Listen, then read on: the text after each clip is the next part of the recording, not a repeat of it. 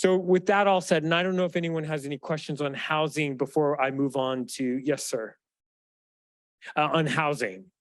Okay, I'm going to get in through my presentation. I'm going to cover a bunch of stuff. I'm going to ask for about 15 minutes of your time, and I'll try to talk swiftly here. Next slide. So I'm here to talk about what's trending. I was here since I guess I spoke in March, just a few months ago, and now I'm back, and I'm going to give you some more updates. And the first thing I want to talk about is UCLA. And I know everyone's been asking, everyone's curious, like what's happening with UCLA. And when I was here in June, I said I didn't have much to report on UCLA. Well, I do today because I met with the new COO and CFO, as well as their new facilities manager last week. I think it's slide 2.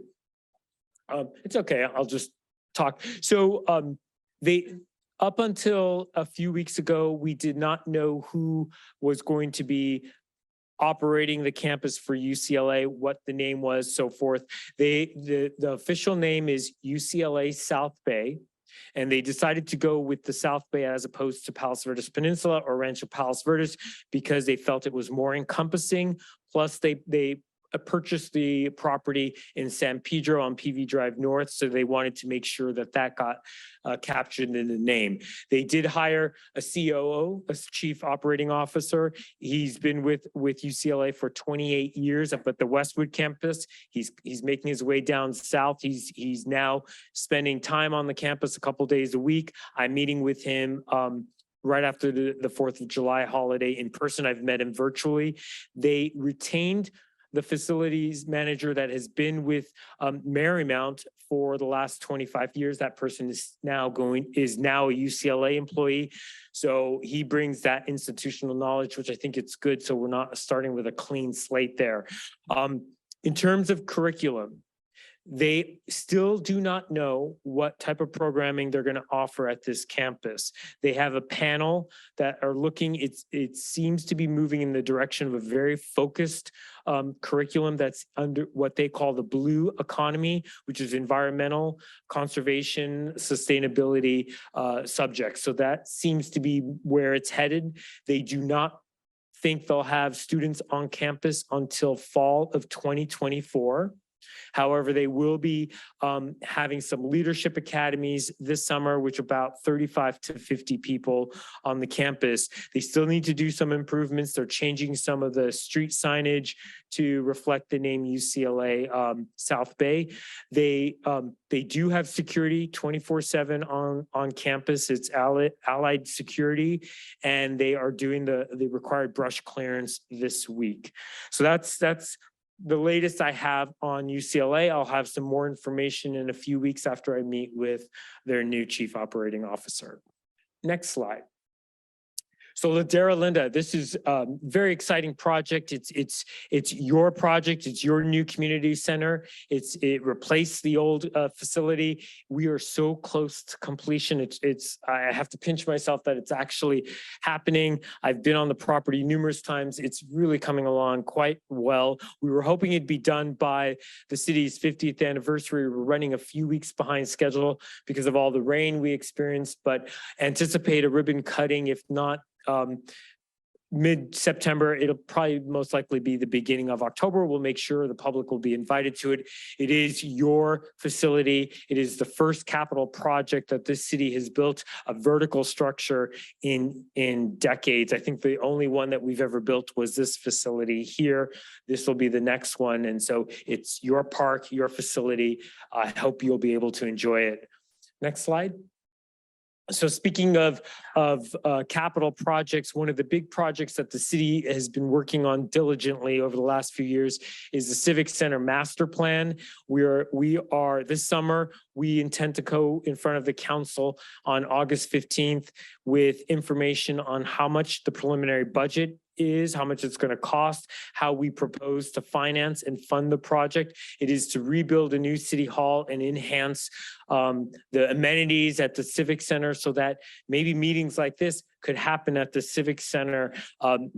We'll have a more structured area where we have the concerts in the park, where we have the movies in the park. We are doing so much to make the civic center, your civic center, the heart of the city. And this project is intended to enhance that experience. And that's your property with those expansive views.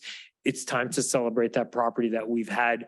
And I think is so many people, I know many of you have been there because I've seen you at City Hall, but most residents don't even know that's City Hall. So we're trying to make that, we're trying to change that narrative. And that's why we're having all these events so that people get to know what that space is like and how it could be experienced.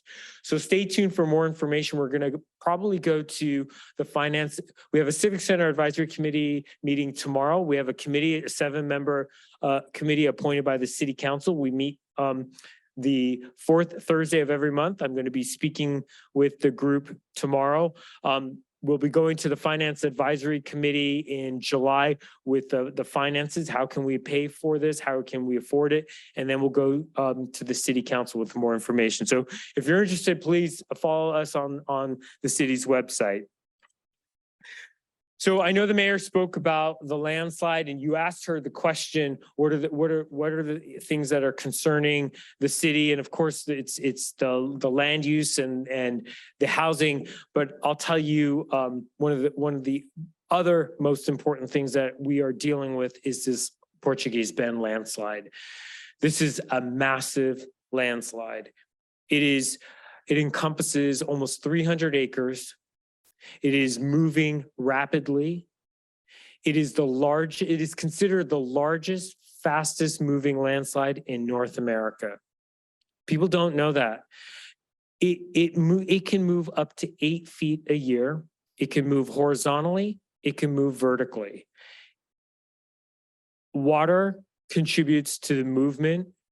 Water from the ground, water on the surface.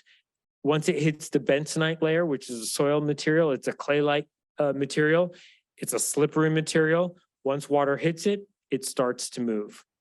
We had a heavy rainfall season.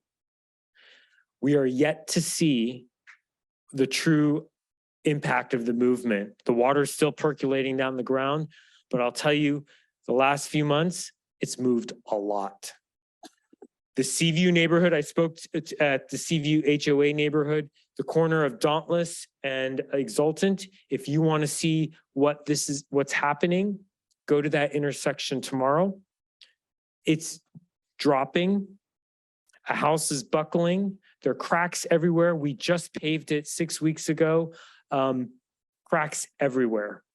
Everywhere. I was called late one evening by a resident who knows me saying, there's a water main break, the street's cracking, we got to do something about it. This is a very serious project. It's a very serious issue. PV Drive South is vulnerable. The main sewer trunk line is vulnerable. We could have a major disaster. It's looming out there. We need to remediate it. As the mayor said, we've got a project. We're going through the CEQA process. We closed the comment period on the draft EIR. We're responding to that. We are looking at refinements to the project to address some of the community concerns, but we need to move that project forward. Like the mayor said, it is a $33 million project. We're seeking federal, state, and county funds because we just can't bear that cost on our own. Plus, the landslide started in 1956. We were not a city till 1973. So there are others that need to be accountable for this as well and help us out, because improvements are moving. If you go behind the gates in the Portuguese Bend Community Association, over the years, homes have moved 400 to 500 feet onto other people's properties. There are true issues now with property line disputes, neighbors. There are new people moving in. There are people who have been there. There are conflicts arising. It is getting out of reach. So I can't stress how important this is. The city takes this very seriously.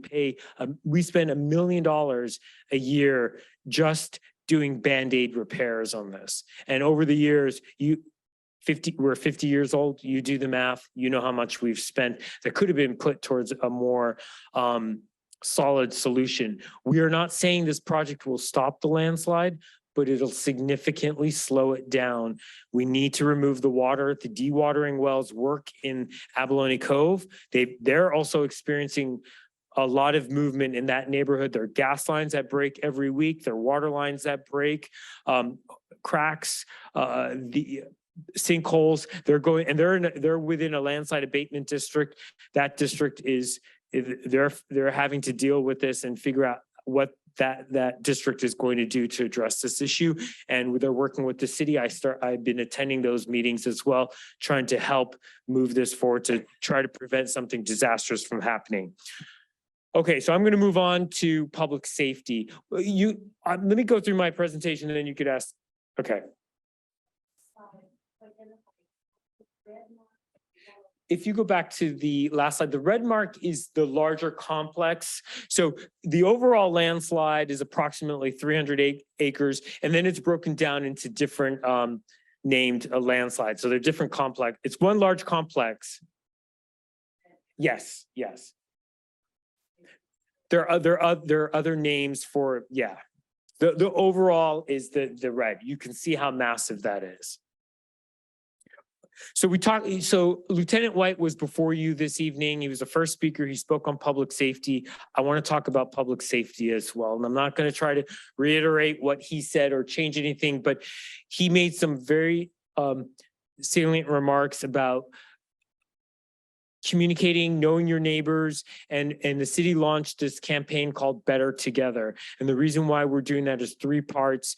We need to be working together. Your family needs to work together. When you are home, you need to make sure you're locking your doors, you're closing your windows, you're turning your alarms on. When your family leaves, you're leaving lights on. As a family unit, you need to be working together. So everyone just leaves the house in different cars and they forget to lock a window or they forget to close the door. There are incidents where burglaries occur and the door was just unlocked. That's unnecessary. That should not happen. So you need to do that. You also need to know your neighbors. You need to work with your neighbors. You need to get to know your neighbors because you as a neighborhood together can help prevent some of these burglaries from happening. And then you also need to work together with the Lomita station.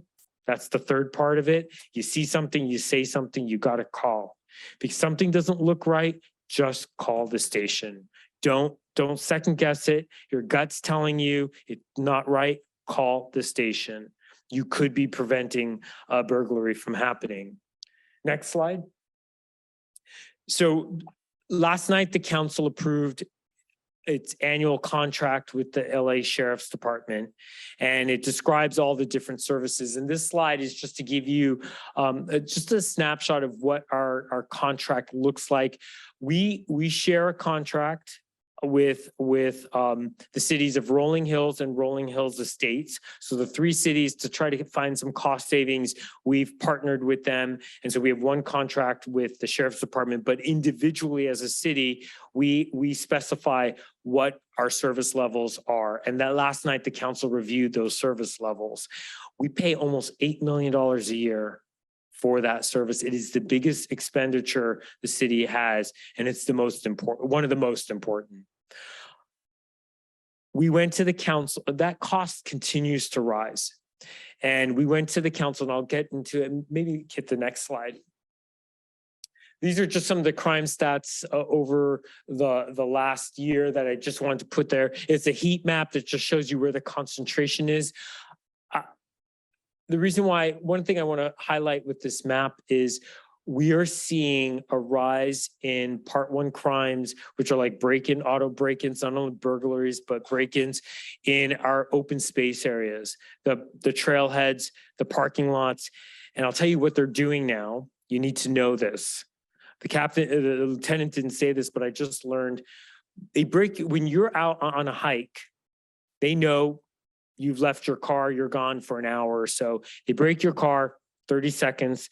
They're no longer taking your purse, your wallet. They're taking photographs of your credit card and leaving everything in place. So when you get back to your car, you see a broken window, you're like, Okay, you see all your stuff are intact, and by the time you figure out your credit card's being used, lock. Most of our cars now have glove boxes with locks. I lock my wallet in there all the time. My car got broken into while I was running at Griffith Park. I knew it. I sensed something. The person was watching me, and luckily my wallet was locked in the glove box. Lock your wallet if you're going to leave it in your car in that glove box. You just put that code in and it's locked, or you lock it. Simple thing, takes you 2 seconds. And if your car breaks in, at least you don't have your wallet in jeopardy. Next slide. You know, we're talking about crime, and I don't mean to sound so like gloom here that things are bad, because if you look at our trend in terms of crime is actually down. We are one of the safest cities, but we need to maintain that. We need to make sure we are still a safe city, and that's why we're telling you all this stuff, so we can retain that honor of being one of the safest cities. And just this graph just shows you that crime has been dropping. There was a slight peak, but it continues to drop. And so overall, we are a safe city, and you should feel safe, but you need to be vigilant. You need to be paying attention to everything, so that those that are coming here for no good, they know not to come here, because they're going to get caught. It's not going to happen. Next slide. So knowing that crime is relatively stable, but the cost of public safety continues to rise. Every year that cost continues to go up. So what we were, as the city council and staff, we were looking at doing is, what can we do to enhance public safety and control its cost, manage its cost? And when I say control public safety, it's really to manage it so that we have more presence on the streets, because when you see that presence, you're less likely to commit a crime. And so what we approached the council May 2nd, and we presented this new program, which is to create a public safety division in-house within City Hall. There is a cost associated to it, because we'd have to hire some new staff, but we're trying to manage that cost, and we figured we could bring on board some part-time staff that could actually be the boots on the ground that would support the sheriff's department, sort of like volunteers on patrol, and they would patrol the streets during certain shifts to just have that presence out there. The council liked it as a pilot program. They approved it. It's been funded. It's part of the budget that was adopted last night. It's going to go into effect immediately. But we think we need about 6 months to hire people and to get the program started. We're going to work together with the sheriff's department. What these individuals will do is relieve our deputies that are sworn officers, and they'll take on the non-sworn duties, such as taking police reports, reporting to traffic accidents. So then it frees up those black and whites so that they can do their patrolling, and the other, the community service liaisons can deal with those things. So we're gonna try that out for 2 years, and then report back quarterly to the council. Next slide. So you heard about the catalytic converters. Those are serious. They're real. They happen in 30 seconds. I saw a video that happened over in the La Cresta area. I couldn't believe how quickly they pull up to a car, they jack up the car, they saw it off, and they're out of there in 30 to 60 seconds. That fast. I know Marie has that video. She shared it with me, and it's very compelling. And so the city's going to be doing a catalytic converter etching with the sheriff's department. That's going to be on July 29th at City Hall. It's 9 a.m. to 1 p.m. So especially if you have a Toyota and a Prius, it's free to use. So bring your car, and we'll etch the serial number on that catalytic converter. Also, I mentioned how our program that we're bringing in house is to supplement the sheriff's department by having some more boots on the ground. Well, there's also the volunteers on patrol, which is an LA County Sheriff's Department program. We had a robust program. It sort of fell through the cracks, especially with the pandemic where people, couldn't be out there. We need to restart that. And so I'm encouraging anyone who wants to volunteer in the community, drive around the sheriff's department, the Lomita station will train you. They'll provide the vehicle and you could help us fight crime by being that presence out there. It's almost like an expansion of Neighborhood Watch. Next slide. So speaking of public safety and just getting the message out. Supervisor Hahn, I just found out yesterday, Supervisor Hahn is going to be conducting a town hall with Sheriff Luna on July 17th, Monday, July 17th at the PV Art Center. It involves all 4 cities that's served by the Lomita station. It's at 5:30. So if you're interested, you'll have an opportunity to meet Sheriff Luna and hear about what their efforts are to fight crime throughout LA County, but particularly the peninsula. Next slide. So I know brush clearance, fire clearance, you all were asking questions about it when I was here last. Everyone's been emailing me. I wanted to just take this opportunity to give you some updates and talk about some of the things we're doing on wildfire mitigation. Most of you received a notice from LA County somewhere around February, March, saying that you need to do this brush clearance. You probably never received one before. This was the first time. And you're like, what is this?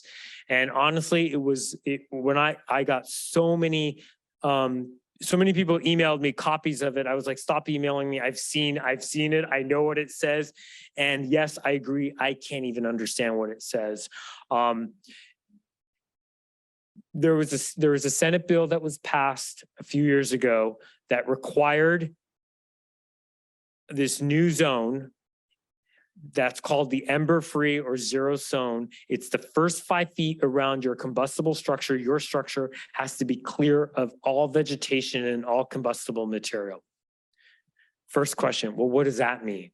What about my wood fence? What about my vegetation? There was a lot of unknowns, and when we reached out to LA County Fire for more clarification, they didn't know. And so the city sent out a notice, we tried to clean up and try to explain better what you need to do, only to find out that it's not being enforced. The state passed the bill. It still needs to be sorted out. It's not being enforced, although I was told last week from LA County Forestry Division, in the LA County Fire Code, it does say that if you have any vegetation that is touching your structure, that has to be removed. So yes, you do need to do something around the first 5 feet of your home, but it's just making sure none of the vegetation is touching the structure. So the fire department, from my knowledge, they've already done their inspections. I saw the map. I saw everyone everyone passed. Very few properties have not passed. You'll get a notification probably the beginning of July that'll tell you whether you are compliant or non-compliant. Most of you are compliant. I don't think they did a very detailed inspection. I think they just drove down the streets and did a windshield survey and just went on. They had this year, because of these new laws, they changed the mapping. In the past, very few homes got those notices. It went up to almost 12,000 households in our city got those notices, where before I believe it was 1,500. So that's the reason. That law will not be implemented or enforced until they have more information. It may be 2024, maybe 2025, until we have more direction as to what they're looking for, what's permissible, what's not permissible. Just do your due diligence to make sure all dead foliage around your property is removed. Because I'll tell you, the rationale behind this law is to protect you, actually. Embers do fly. They fly up to 3 miles, and if they ignite fires. They do. It's real. Many of those fires the Woolsey fires, the Paradise Fire, they all spread so rapidly because embers. And if you don't have the proper defense space, your structure will burn. And many people will see a house that doesn't burn and they'll say, oh my God, why did that house not burn? They're blessed or something. No, it's because that person actually took the measures to make sure their house was protected. So make sure your house is protected irrespective of what this law, whether it's enforced or not. Next slide. So some of the things that we're doing as a community to help with our wildfire mitigation and trying to be more defensive and be able to respond is, I know the mayor mentioned that we installed this hill pod yesterday. This is an amazing tool that we now have that will help in the event of a wildfire. In the past, at the helipad there over at the city hall, if there was a fire, even in Catalina Island, a helicopter would land. It would take about 15 minutes to load that helicopter, that aircraft with water. This could be done in about a minute. It hovers over the tank. What happens, this is fascinating because there's a hydrant about 300 feet away from this tank. When a fire is identified and the helicopter is deployed, the time for it to get to Palos Verdes, the fire department can come down, turn on the hose, fill that tank up. It's all been timed so that when it gets there, the tank will be full, that it can hover over it and within 1 minute, load the aircraft with the water so that they can use it for wildfire suppression. This is a huge asset and tool for the Palos Verdes Peninsula, and it's in your city. So something to be proud of. The other thing is the PVP Ready. This is a new plan we rolled out on evacuation. The whole peninsula has been divided into different zones. It's intended to help you be notified immediately if your neighborhood needs to evacuate for any incident. We're encouraging everyone to go to PVP Ready and know your zone. That's the campaign slogan, know your zone. Write it down, because if you get a message and it's your zone, it's telling you you need to evacuate. I have these and we'll hand this out to everybody. I'm going to wrap things up quickly here. Another 2 more minutes. We've got the wildfire cameras that were installed. They're going to be up and running. Actually, a couple of them, there are 4 cameras that are being installed, 3 in Rancho Palos Verdes, 1 in the city of Torrance. It covers, I would say, 98% of the Palos Verdes Peninsula. It's an early wildfire detection system. It was funded by Assemblymember Mirasucci, $1.5 million. Gets us about 10 years of this service. It's a great tool for us. One of the cameras at City Hall, another camera is going to be at Terranea, another camera over at the off PV Drive East that looks up and around the entire peninsula. This is just one of the images from the camera at the tower at City Hall that shows the area, the neighborhood there. Next slide. So I'm just going to briefly talk about some of the other things. We continue to move forward with our beautification projects. You know, that's another big important project. I know the mayor is like, I want to make sure our streets are beautiful. And so Western Avenue is one of those corridors that we are spending a lot of energy and efforts to change that image and to make it more look like RPV. We are going to the council on July 18th with a conceptual landscape plan. We're partnering with the city of LA. In fact, we met with LA today. They love the plan. They're very excited about it. We asked them if they would share in the costs.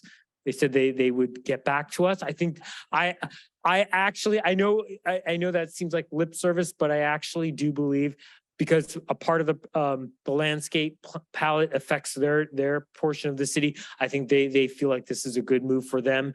We're really promoting this brand of Western Avenue as our commercial corridor. We're putting up banners that say shop, dine, RPV in the Western Avenue corridor. So that's this new brand that we're trying to do. Hopefully that will ignite some new development in that area, new businesses. It's all to promote our commercial corridor. Next slide, just the arterial fences and walls. I said this at the last meeting, we're moving forward with painting walls and repairing walls and coming up with programs. I know some of you out there have been expressing interest. I've been working with you and trying to get the signatures for the city to pay to paint these walls. The Green Hills wall is being painted now. If you want to see what it looks like, drive down Western Avenue. Monte Malaga, we did over at Grandview Estates there. It looks good. We've done different areas. So if you're interested, we actually did the segment over off Black Horse as well. If you're coming up Hawthorne between the PV Stone. It's a new, fresh look for the city, and it celebrates the PV Stone as well. Moving on, we've got the neighborhood beautification grant program that is back. We're starting to accept applications July 3rd through August 31st. You can only apply once in a cycle, and every few years we got to make sure all of the HOAs have access to these funds. So if you're interested, you can go to the city's website to get some more information, or just reach out to me and I'll put you in touch with the right person. Next slide. So I know the mayor talked about the 50th anniversary. I'm not going to say much about it. It's a very special day. Two things I do want to say is on September 7th, which is actual day of our 50th anniversary, we're going to do an open house at City Hall in the afternoon. We're inviting you to come by. We're going to open all the doors and all the offices, and you can walk by, meet your staff, meet your council. We're going to invite some officials and dignitaries. So it's going to be a nice little celebration. We'll have a reception. Then Saturday evening, we're going to have the black tie affair. Like the mayor said, the tickets are going up for sale after the July 4th holiday. We hope everyone is there. We're reserving 250 seats, but we're hoping it'll be 350. We want all of you there. Next slide. The mayor talked about the July 4th celebration, but I also wanted to mention that fireworks are illegal and prohibited in the city as well as the entire peninsula. If you're caught launching or igniting, and I say this because I don't think any of you are going to do that, but someone on your street may, call the sheriff's department. The fine is $1,000 for the first offense, $5,000 for the second offense, and $7,500 for the third offense and thereafter. All the cities have very steep fine on the peninsula. Even in Hawthorne, these fireworks cause not only fire danger, but it also is very disruptive to animals, disruptive to seniors. It's not acceptable, but we're going to have a light drone show. So we'll celebrate the nation's birthday at City Hall. So you don't need fireworks. I think that's a wrap. All right. Thank you.